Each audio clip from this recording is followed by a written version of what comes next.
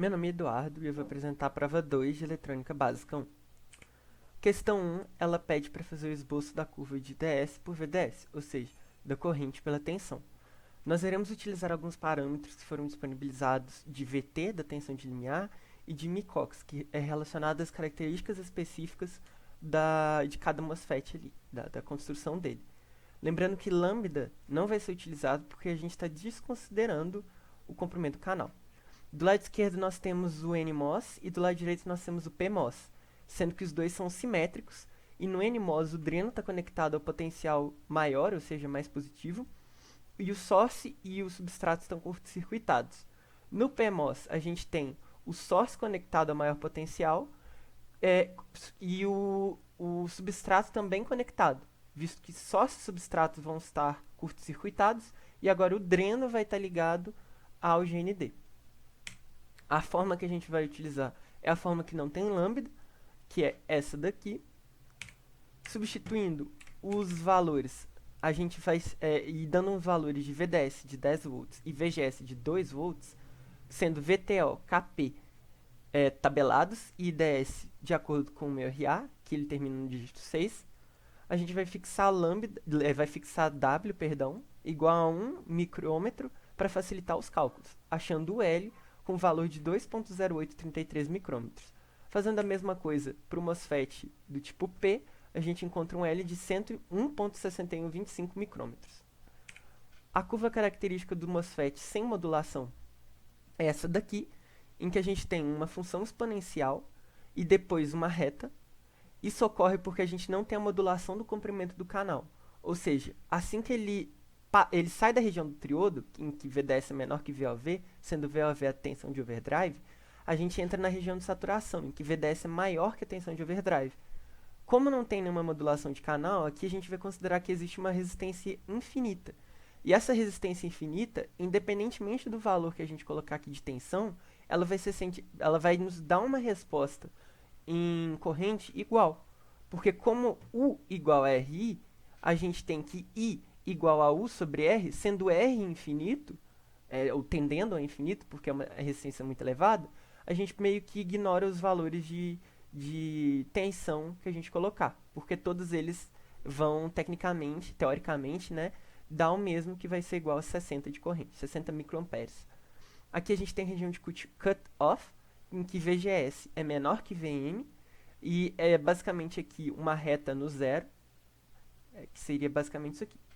Bem, indo então para a simulação, nós temos o seguinte.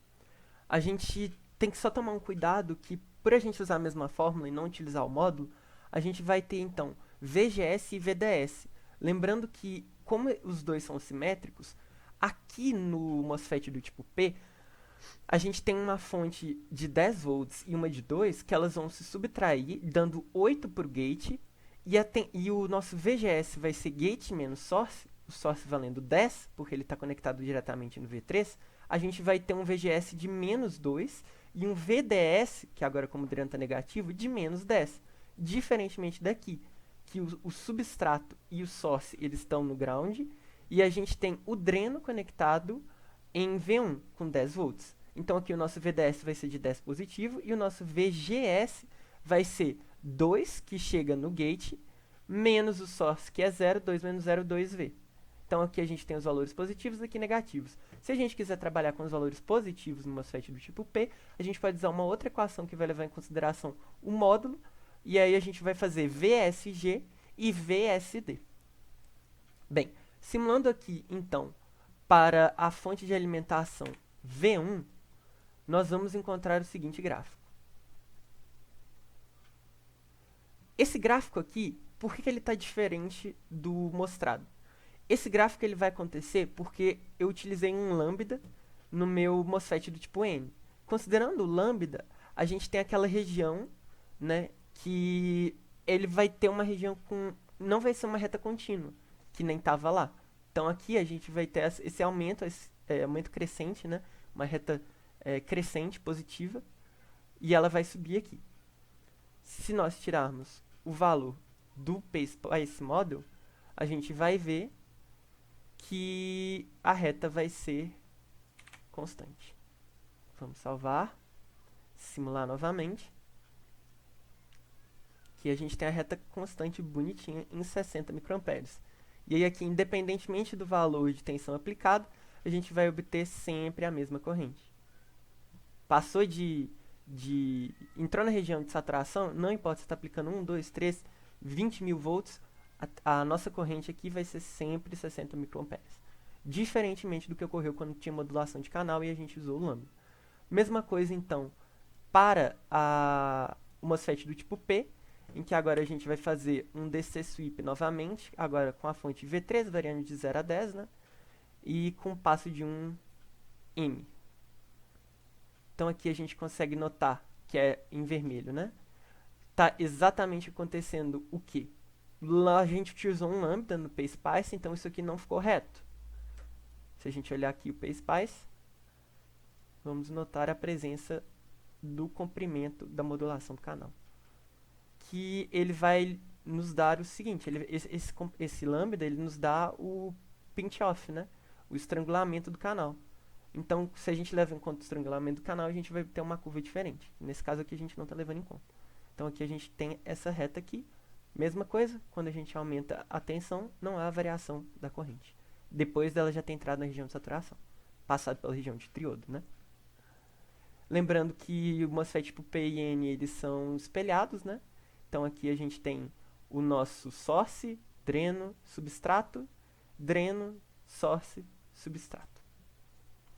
Questão 2, nós temos o valor de RL fixado e o valor de VDD também. A gente tem um RL, uma resistência ali de carga de igual a 10 mega ohms e um VDD de 12 volts. A gente vai projetar então o circuito amplificador e atender as exigências de cada questão.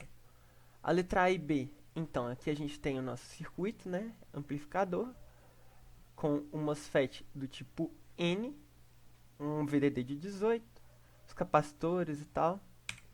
E aqui a escolha dos dados. RL e VDD foram dados no enunciado, o IDS tem a ver com RA, o capacitor utilizado é aquele mais utilizado nas práticas de laboratório, que é de 100 microfarad, o RSIG igual a 1 k ohms, um valor que achei sensato, né, pelos vídeos apresentados da matéria e pelas simulações, um valor de VGS de 2 volts, um valor de VDS de 6 volts, o L igual a 1 micrômetro, o VSIG, que é a nossa fonte alternada, né, com uma amplitude de 0,5 mV, uma frequência de 10 Hz, AC igual a 1 e VOF igual a 0. Bem, a escolha, nós sabemos que RS tem que ser igual a RD. Essa escolha de 100 k ohms ela foi feita de acordo com a simulação de bias point para que tenha-se uma corrente IDS de 60 microampere, que é o desejado. O nosso RG2 escolheu-se um valor semelhante ao vídeo do docente e ele é um valor de impedância elevado. Escolhendo-se um valor de impedância elevado, a gente consegue achar o outro, estimar o valor do outro, para que a gente tenha o restante da tensão ali. Nós sabemos que 10 vezes 10 elevado a 6, ou seja, 10 mega ohms, ele vai puxar, entre aspas, vai passar por ele 8 volts. Para que passe 10, qual vai ser então o valor? Fazendo uma regra de T simples, a gente acha 12,5 mega para passar 10V, que é exatamente o que acontece aqui. Então a gente tem 8 entrando no gate e 10 que estão sendo, entre aspas, desperdiçados. 10 estão aqui no RG2. A gente vai usar a fórmula de ID, agora com lambda, ou seja, com modulação do comprimento de canal. Substituindo os valores, a gente encontra um valor de W igual a 0,4285U, ou seja, micrômetros. O nosso R0, também dado pela fórmula 1 sobre lambda vezes o ds, vai ser de aproximadamente 0,833 mega ohms. E o nosso GM, ou seja, a nossa transcondutância, ela vai ser igual a 120 micrômetros. Bem, aqui a gente faz a caracterização completa do circuito, em que o RD é 100 ohms, o Rout é dado por essa fórmula, que é basicamente 1 sobre RO mais 1 sobre RD, que nada mais é do que as resistências em paralelo. A gente tem RG1 e RG2 que já foram calculados, o Rin, que é calculado por meio de RG1 e RG2, que vai dar aproximadamente 5,55 10 elevado a 6, ou seja, mega ohms. O RL, que é tabelado. O Rout total também ele é calculado aqui. O R0 bias ele é feito por 1 sobre GDS, sendo o GDS o valor contido na simulação bias. AV é o inverso da transcondutância vezes o Rout total. Então aqui a gente tem os nossos valores de AV e AVO, sendo o AVO utilizando o R0 bias, para a gente ter uma noção mais ou menos, que o valor nunca vai ser igual, né, mas ele vai ser bem próximo. O valor de RSig, de GV, VSig, VI e V0. Com esses valores, a gente consegue montar o circuito equivalente ao modelo de pequenos sinais, que é este aqui. Vendo que nós temos o nosso ganho, né? O ganho aqui, que seria o nosso GM, nossa transcondutância, de 121, que é exatamente o que está aqui. 120 é a menos 6, R0, RD1, RL1, RG4, RG3 e R7. Então aqui é o nosso modelo de pequenos sinais. Aqui é a forma da onda plotada, sendo a verde o output e o vermelho o input, ou seja, a gente vê claramente que amplificou-se o sinal, né? Porque a gente tinha esse sinal de entrada e saiu esse sinal aqui. Então ele foi claramente amplificado. E o impacto da resistência Rsig, né, no ganho de tensão. Rsig a gente vai utilizar para calcular o GV. A gente sabe que GV é menos Rn dividido por Rn mais Rsig vezes AV. O que acontece? Quanto maior for o nosso Rsig, maior vai ser o nosso denominador. Quanto maior o denominador, menor vai ser o valor de GV. Então, quanto maior o valor dessa resistência, menor vai ser o valor do ganho geral. E quanto maior o valor do ganho geral, menor vai ser o valor dessa resistência. Temos aqui, então, a nossa simulação, né? Aqui a gente tem nosso amplificador sem estar no modelo de pequenos sinais. A gente vê, então, que no nosso gate está entrando 8 volts e que a nossa corrente aqui, tanto no dreno quanto no source e substrato, que são curto-circuitados, ela é de aproximadamente ali 60 microamperes, 59,99, né, aproximadamente, 60. Nós sabemos então que aqui está entrando 8, ou seja, dos 18 volts aplicados aqui, 10 estão sendo dissipados aqui nessa resistência em RG2, e os outros 8 restantes estão entrando aqui no gate.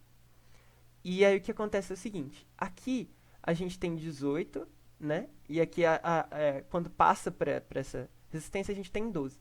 Então a gente tem então no nosso dreno, a gente tem um valor de 12 volts e no nosso gate 8. Ou seja, a gente teria um valor de VDS, ou seja, de dreno menos source, de 6, e um valor de VGS, ou seja, de gate menos source, de 2. Que são os valores que foram colocados no slide exatamente aqui, VDS 6 e VGS 2. Então, voltando aqui à simulação, aqui nós temos 6, né? E aqui 12, e aí a gente pode fazer aquelas análises. Vamos colocar, então, uma simulação transiente na entrada e na saída. Como a gente pode notar, então, o verde, nosso probe verde, ele é o V input, ou seja, o VI, é a nossa entrada, o sinal de entrada, e o vermelho é o VO, ou VO output, que é o nosso sinal de saída. Então, sim, a gente consegue afirmar que isso é um amplificador, porque aqui nós temos que o nosso sinal ele é menor e ele sai maior, ou seja, ele amplificou o sinal. Quando a gente vai passar para o modelo de pequenos sinais, a gente vai fazer todo aquele cálculo, né, que é o esboçado aqui. E aí, para a gente saber se está tudo certinho, nós também vamos colocar aqui, fazer um regime transiente, e vamos encontrar a mesma forma de onda, em que o probe verde, ele representa o input, a tensão de entrada, o sinal de entrada, e o vermelho o sinal de saída. E aí a gente consegue saber, testar para ver se os valores estão de acordo. Também podemos olhar aqui, em bias point, os nossos valores da corrente, que é o que nos interessa aqui, e os demais valores. Cadê?